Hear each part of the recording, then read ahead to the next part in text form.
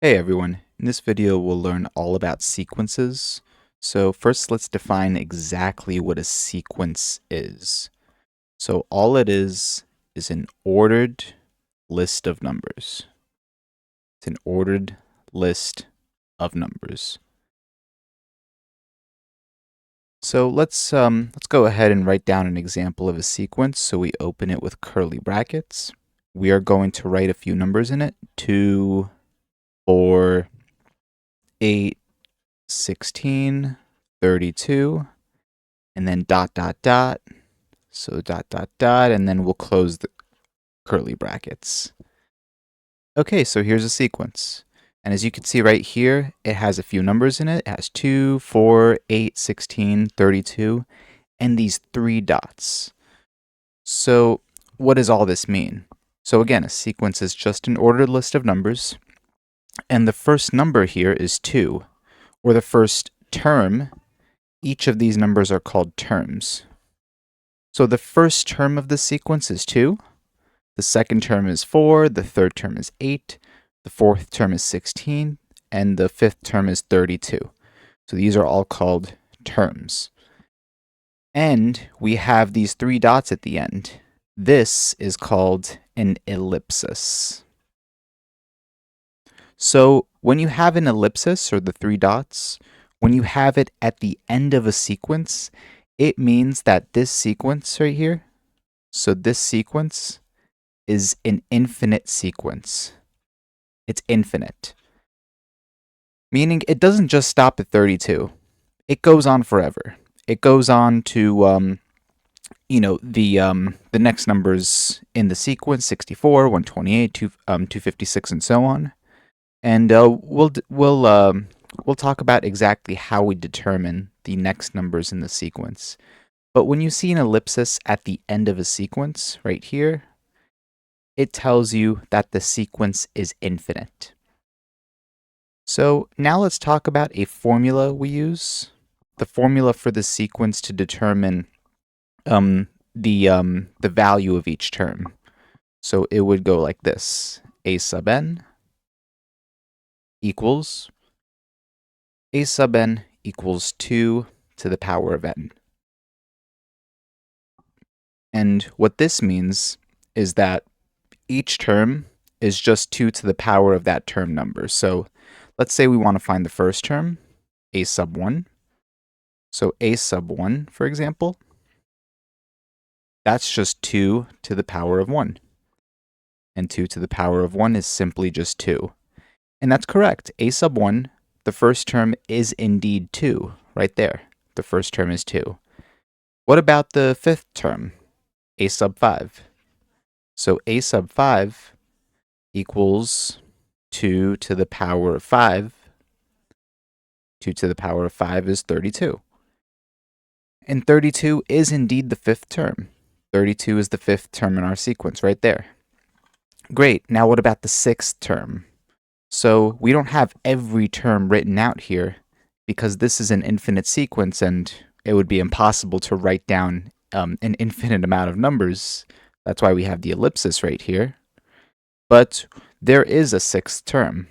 All we have to do is find a sub 6. So a sub 6 equals 2 to the power of 6. And 2 to the power of 6 is just 64. So that tells you that the sixth term of this sequence is 64. It comes after 32. And you can find any numbered term, since this is an infinite sequence. You can find any number term. We could even find a sub 20. So a sub 20, if you were to go ahead and find that, it would be a very large number. That would be 2 to the power of 20 equals 2 to the power of 20 is 1,048,576. It's a very, very large number. So that's how you would find the 20th term of this sequence. So you can find any term of the sequence using this sequence's formula, a sub n equals 2 to the power of n. Now it's important to keep in mind that every sequence has different formulas. So for example, if I were to write down a different sequence right here, 2, 4, 2, 4, 6, 8, dot, dot, dot. Again, this is an infinite sequence because it has the ellipsis at the end. And the formula for this sequence happens to be a sub n equals 2 times n, or 2n. So if you wanted to find a sub 4, for example, that would just be 2 times 4, which is 8. And 8 is indeed the fourth term of the sequence. So a sub n equals 2n is the formula for this particular sequence. And a sub n equals 2 to the power of n is the formula for this particular sequence. So that's how sequences work. And let's quickly talk about a finite sequence. So let's go ahead and open up our curly brackets. Let's say we have 2, 4, 8, 16, 32, dot, dot, dot, the ellipsis. Then we have 2 to the power of n. And then we have dot, dot, dot, the ellipsis again. And we have 256. And then we close our curly brackets. Okay, so now we have two sets of ellipses here. We have an ellipsis here, and we have another ellipsis right here. And in between, we have the formula for the sequence, 2 to the power of n. Remember, a sub n for this particular sequence is 2 to the power of n. And we also have a final term right here, 256. This is the last term. So in a situation like this where you have ellipsis in the middle, and you have a final term right here, this is the last term, there's no ellipsis after this, that tells you, let me just put a comma right there, that tells you that this is actually a finite sequence. So this is finite. That means that there is a finite number or a fixed number of terms in this sequence.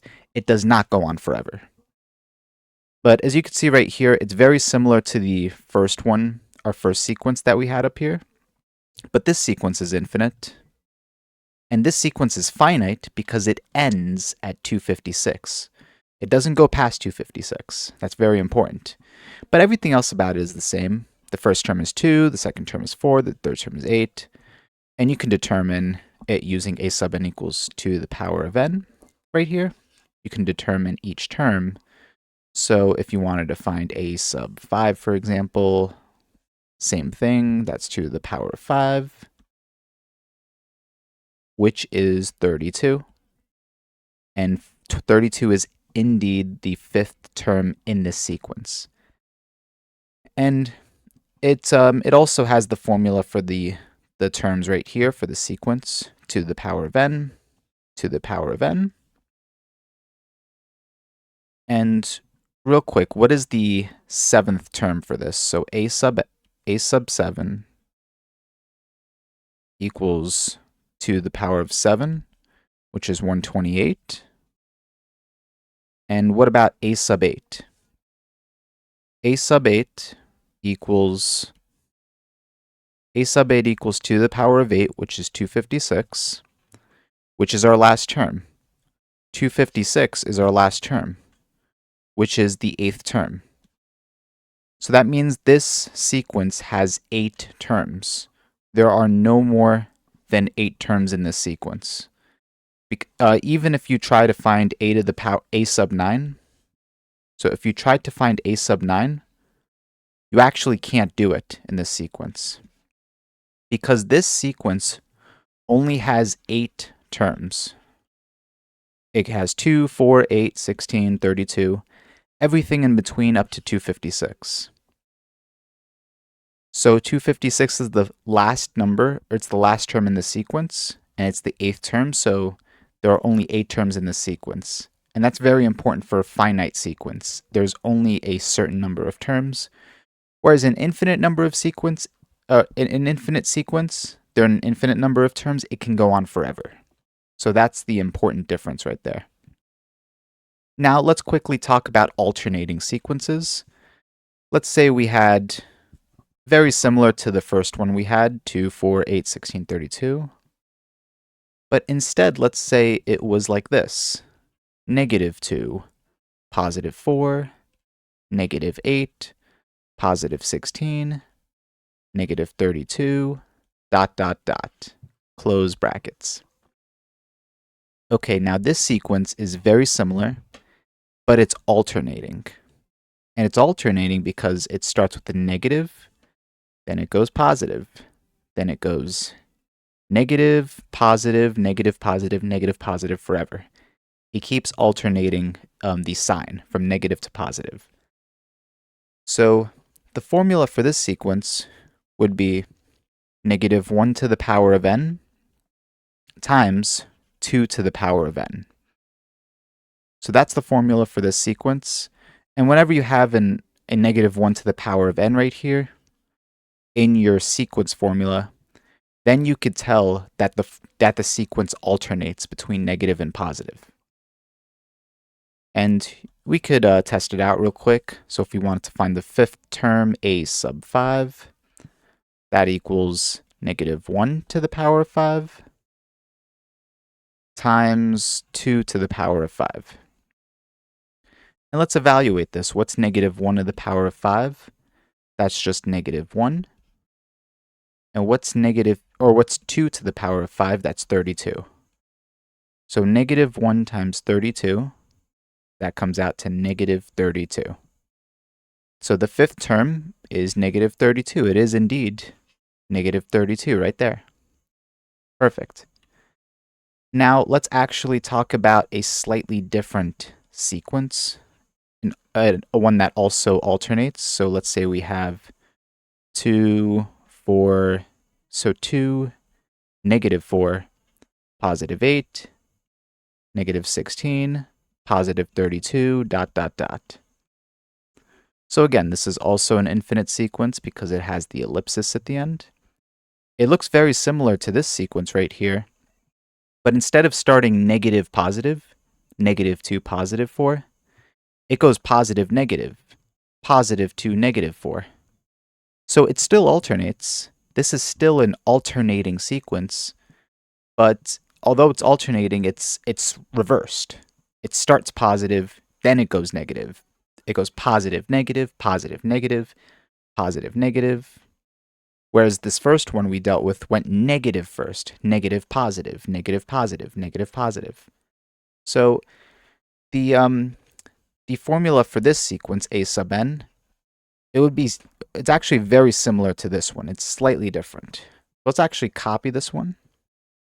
We'll paste it right here. And we're just going to put a negative in front of it. And this would be the formula for this particular sequence. So to test it out real quick, if we wanted to find a sub 4, the fourth term of the sequence, that would be -1 to the power of 4 times 2 to the power of 4. If you evaluate this, -1 to the 4 is +1, and +1 times, with a negative in front of it, is -1, times 2 to the power of 4 is 16. So -1 times 16 is -16. And our fourth term is indeed -16, right here. So that works. So those are the types of sequences, and I hope this gives you a quick introduction to sequences and helps you better understand them. If you have any questions at all, please leave them down in the comments below, and thank you for watching.